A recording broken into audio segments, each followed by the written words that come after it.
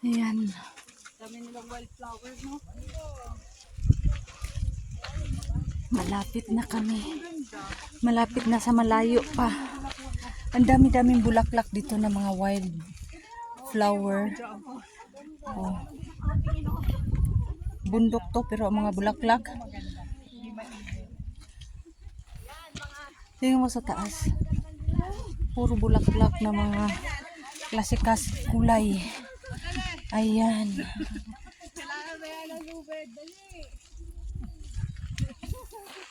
Andun na yung mga kasama namin sa taas. Medyo malayo pa.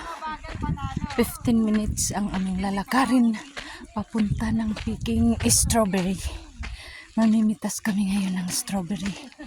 Ayan yung mga kababayan natin, mga Pilipino. Ayan o, may mga taniman na. Ano tong tanim na to, Dong? Strawberry na. Patatas. Patatas ni Ding? See? Parang dahon ng mani. Yan si Lolo. Nagtanim.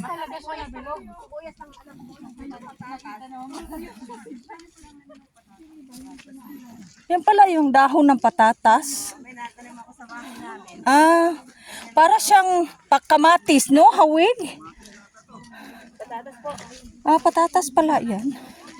Tapos yun, may repolyo, may sibuyas dahon. Yun. Kapagod. Medyo mataas pala siya. Ayan. Murag sa utot-utot na siya sa ato. Kabundukan, pero maraming kaya. Oo, kabundukan pero wag ka. May isa niya to, mais pa to. Hindi yan mais. Ginagawang sa Pilipinas pa yung yung bulaklak ko, yung ginagawang walis po. Ito? Oo. Para hindi din ba to yung ginigiling na pangkain ng kabayo?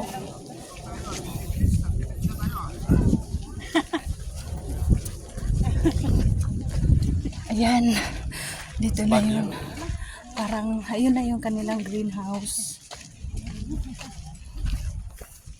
Ayun o. May strawberry na sa loob. Ano pala yan? Ayan na yung kanilang greenhouse. Mamimitas tayo dyan mamaya sa loob. Ayan yung bulaklak.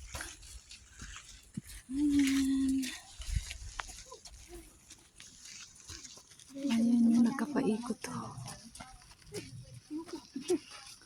Tama lang yung akyat namin, hindi mainit. Ang ganda ng panahon.